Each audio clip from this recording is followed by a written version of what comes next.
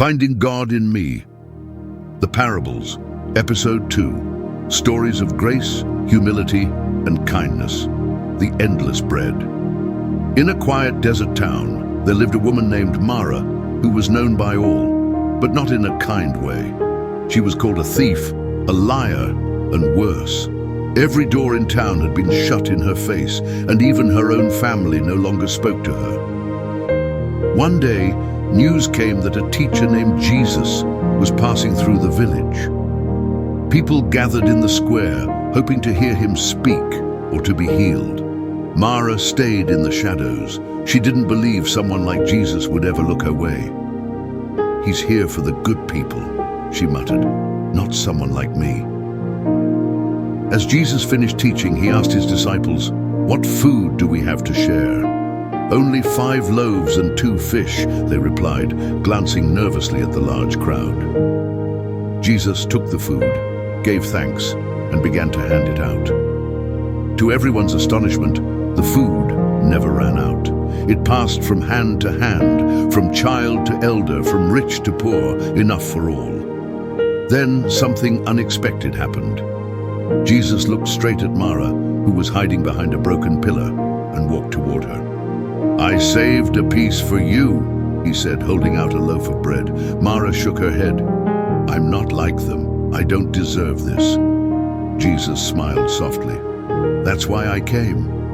Tears welled in her eyes. "But I've done terrible things. My grace doesn't run out," he said. "Just like this bread. You can't use it up. You can't lose it. You only have to accept it." And with trembling hands, she took the bread. The grace of Jesus is not for the worthy, but for the willing.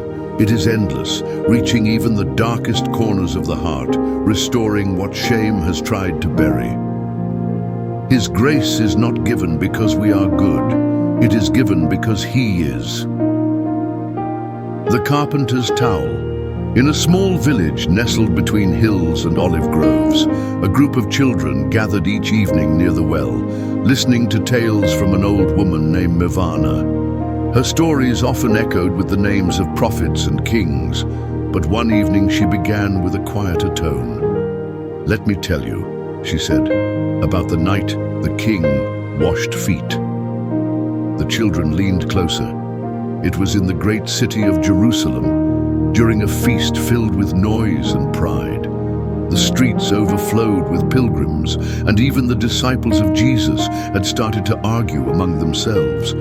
"Who is the greatest among us?" they whispered, when they thought the master wasn't listening.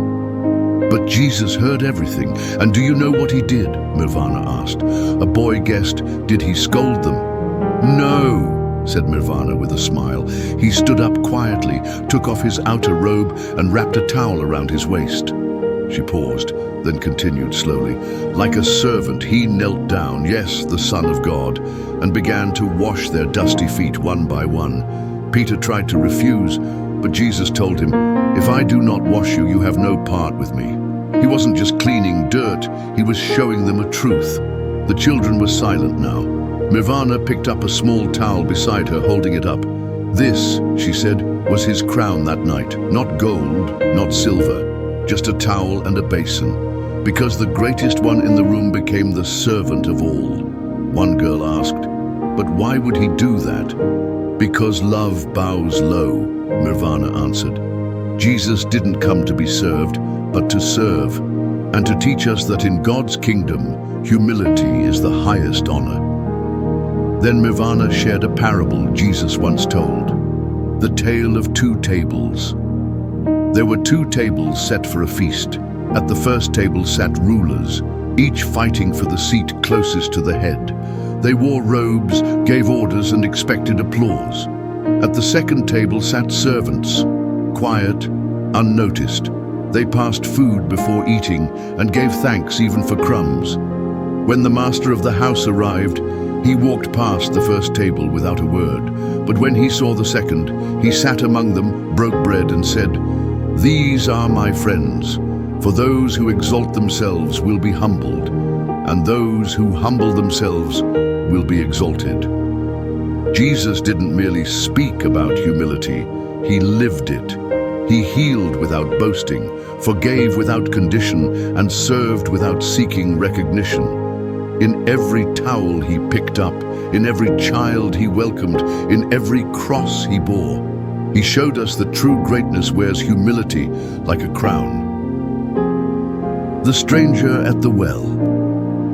In the heat of the midday sun, most people stayed indoors or sought the shade of olive trees, but Jesus walked steadily toward a well on the outskirts of a Samaritan village, a place Jews often avoided and a people many looked down upon. As he approached, a woman was drawing water alone. She glanced up, surprised. Men didn't speak to women in public, especially not rabbis, and Jews certainly didn't share cups with Samaritans. But Jesus said to her gently, "Will you give me a drink?" The woman hesitated. "You are a Jew, and I am a Samaritan woman. How can you ask me for a drink?" Jesus looked into her eyes, not with judgment, but with compassion. "If you knew the gift of God and who it is that asks you for a drink," he said, "you would have asked him, and he would have given you living water." Confused, she replied, "Sir, you have nothing to draw with, and the well is deep. Where can you get this living water?" Jesus smiled. "Everyone who drinks this water will be thirsty again, but whoever drinks the water I give will never thirst. It will become in them a spring of water welling up to eternal life." She paused. This was not just a man. He knew her failures, her loneliness, her shame, yet he didn't turn away. Instead, he offered her hope. She ran back to her village, shouting, "Come, see a man who told me everything I ever did. Could this be the Messiah?" And the people came. Jesus once told a parable about the king and the broken cup to his disciples as they walked along a dusty road. There was a great king who had many cups in his palace, golden, jeweled, flawless. But one day he noticed a cup, chipped and cracked, tucked away on a shelf. It was dirty and forgotten. The king picked up the broken cup. The servants gasped. "My lord," they said, "that cup is worthless. Why bother with it?"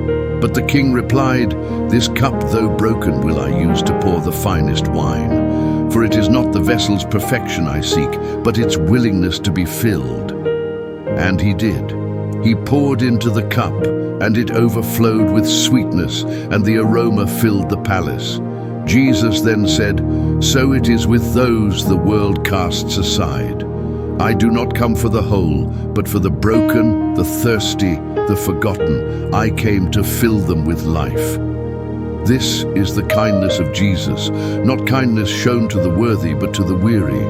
Not politeness, but compassion that crosses every line, race, gender, sin, shame, and says, "You are seen, you are loved, you are invited." No one else loves quite like that. That is his amazing and unique kindness, finding God in me, dedicated to bringing people closer to God.